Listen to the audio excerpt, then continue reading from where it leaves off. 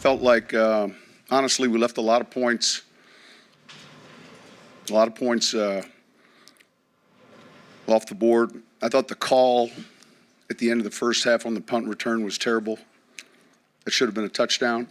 But I was proud of how we played, and it was a good win, good road win. Any questions? And, you talk about the challenge of putting the game plan together offensively with so many key parts not allowed. Yeah, I mean, look, I said during the week that's what we are paid to do, and there's always going to be some flux, and so finding the roles for guys, what we felt guys could do well.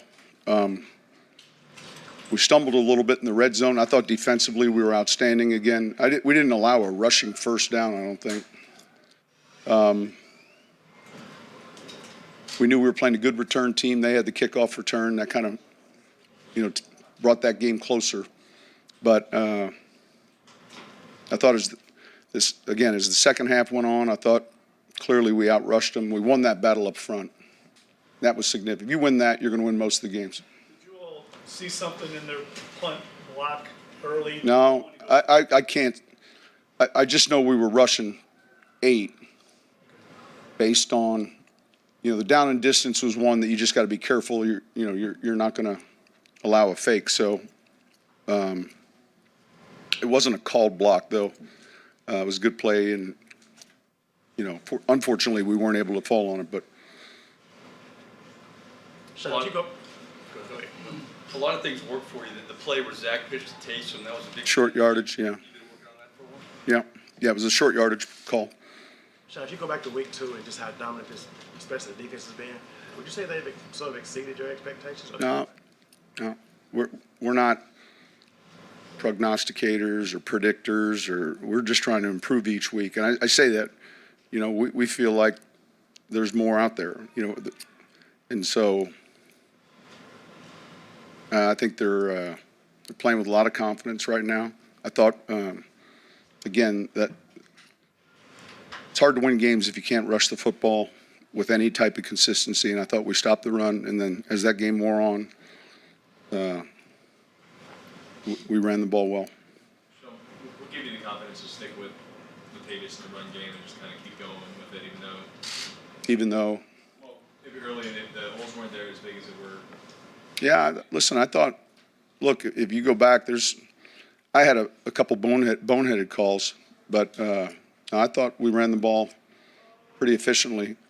The outside play I called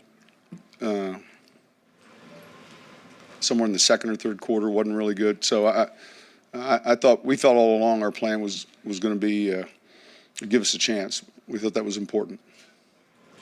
Sean, you or maybe a player mentioned a few weeks after the Seattle game that week kind of felt like training camp to them. Did you see something after that week in regards to them maybe coming together? I think look, this has happened with teams before we've coached, and we've had a game in London that was important, and you're there for a week. Of course, Seattle, there is less distractions. You're in a hotel, and the meals are there, and the practices are there. But I think the confidence can come from a particularly tough win, and I think that was a tough win on the road. And I think that you build on things like that. You haven't watched film yet, obviously. Pardon? You haven't watched film yet, obviously, but your first impressions of CJ filling in for PJ? Yeah, I mean, I think, look, he's smart and competitive, but I think you do have to look at the film before you have comments ahead of time. What does Latavius do well in this? I think it's a good question. I think he has real good vision. He's got the ability to cut back and feel a run, maybe being over pursued. He's got speed, and so he had a handful of those cuts today that he saw a hole, he felt something, and I thought he ran with power, but he also ran with speed. He had a touchdown called back. It was a real good run. It was a big game for him. I was proud of him. Do you feel like the offensive line kind of took over in the second half there? It just felt like I felt like that. I felt like we won the line of scrimmage. So, and honestly, I'm not so sure we weren't winning it in the first half, and I probably was as guilty of keeping us or holding us back. But we finally distanced ourselves with the score. It seemed frustrating early on. I mean, we had the block punt, and we're not able to fall on it. Again, the punt return at the end of the half, I think Zach was outstanding on the play. It's what we coach.